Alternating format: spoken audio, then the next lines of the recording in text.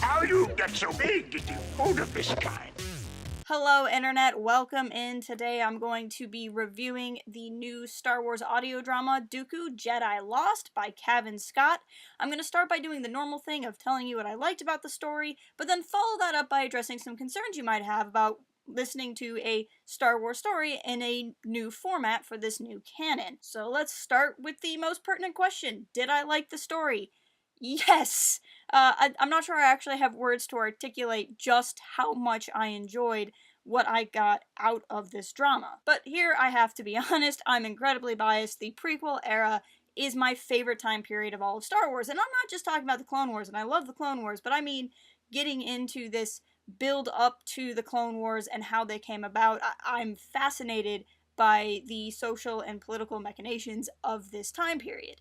And my favorite characters, my favorite faction in all of Star Wars is the Jedi, and specifically the prequel era Jedi. So to get a story that, addresses what's going on with them and it looks at the tale of one of the most underrated Sith Lords and his journey from being a Jedi to falling away, it was something that I couldn't have picked a story that I was more interested in hearing. And not only was this a prequel era story about Jedi losing their way, but this was a prequel era story about Jedi losing their way written by Cavan Scott. I mean, if you were to build an ingredients list for let's make a story for YodaBauer, you wouldn't be able to change an ingredient on the list, to be completely honest. But with that bias out of the way, here are my spoiler-free things about what I really liked about Jedi Lost. And really, it's a lot of what I just said.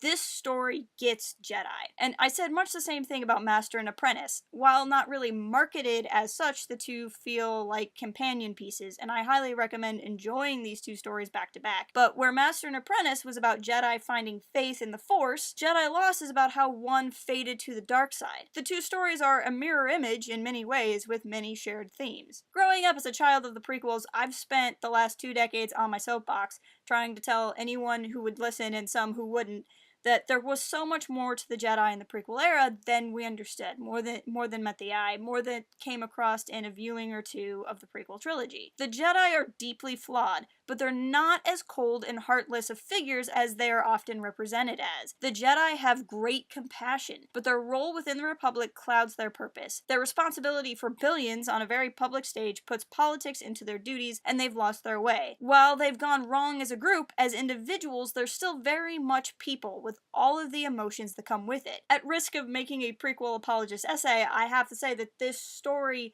really brings the plight of the Jedi to life, and it does so by weaving in galactic politics and planetary struggles. The Jedi, Dooku, and otherwise all feel unique. They don't feel like copy and pasted character traits, this kind of uniform understanding of what a cold and stiff prequel era Jedi is. They each have their own struggle. Obviously, Dooku is the central figure. He's the character that we spend the most time getting to know, but we spend a lot of time with other characters within the story as well. And each of these other Jedi have their own struggles. Some have to deal with massive mystical Force problems, and others are just trying to figure out how to be a Jedi while being trapped within dogma. It's everything along the scale with all of these different paths that everyone's trying to follow. This story just gets it.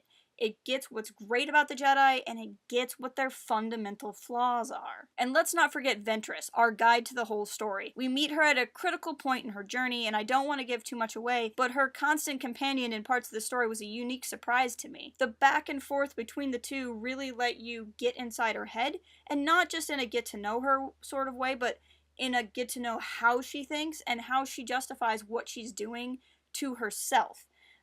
In a way, because of how she's learning about Dooku, we're kind of co-audience members with Ventress, and it creates this almost meta way of understanding the character just because of how the framework of this drama is set up. So even the very framework of the story highlights what I've always really appreciated about Scott's writing. Everything in Scott's writing always, to me at least, feels like it comes down to the personal relationships. Here we have a drama that is told on a massive scale, generations apart. You have all of these different threads going on. You have potential war, you have prophecy, you have mysticism, and you have corruption. But the connective tissue is the characters and how they relate to each other. It grounds everything in something you and I can understand, even if we're not superpowered beings fighting off crazy visions and droid armies. The feel of the story is so captivating. It's as Star Wars as any other Star Wars I've seen, but there's this prevailing sense of dread and tragedy and eeriness mixed with heart and humor, and it's just this wonderful mix of all of these different kind of tones set within a familiar galaxy. There's points of the story that are downright terrifying, and other parts that just had me giddy with the excitement of it all.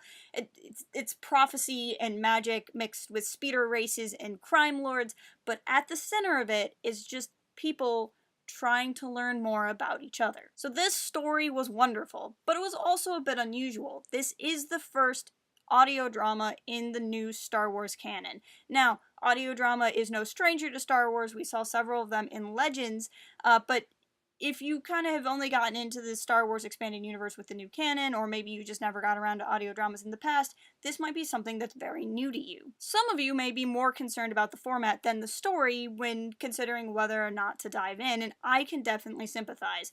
I am not an audio person. I don't listen to audiobooks. I kind of struggle with those. I don't listen to as many podcasts as I should because I'm a very visual person. So while I was very sure that I was going to like the story, I was a bit worried that I was going to have a hard time getting into it because of the format. But I can tell you, I was fine. Like, the construction of the audio drama was so well done. Yes, I had to make sure I was listening to it in a quiet space. I couldn't listen while I was doing other things. I had to put the headphones on and, like, go into a Jedi trance because that's just how I am with audio.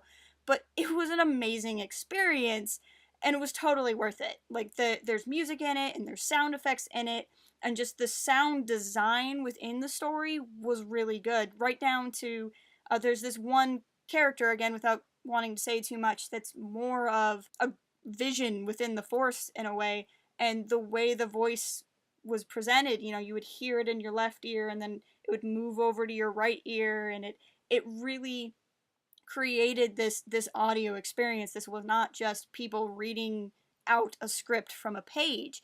And I've been seeing a lot of people wondering if it's ever going to be released as a text. The answer to that question is to be determined. They're really just not talking about it. It's not ruled out. It's not ruled in. I gotta be honest, you will lose a lot if you try to read this instead of listen. It's something that is really designed to be heard, and it's designed well to be heard.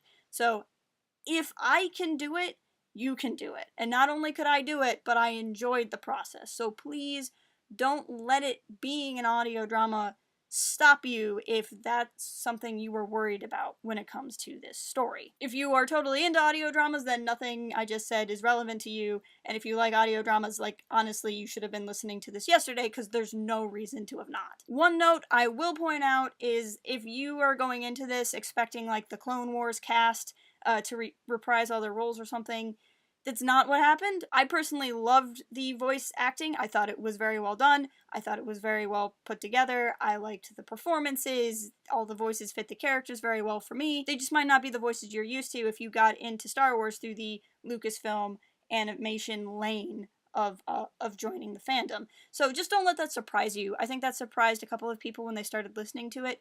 The cast is stellar. The performances are great. They just might not be what you're used to.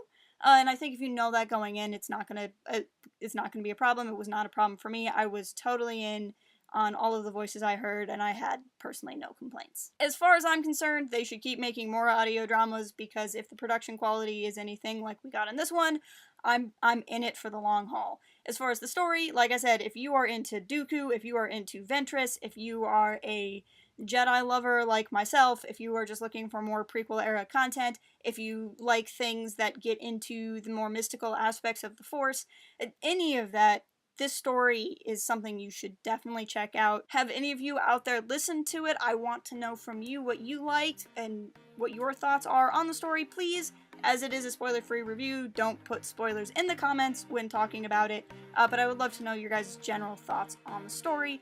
If you haven't already, please follow us here at Port Haven on all of the socials, and until next time, keep it real and fly casual. Cooking can be fun!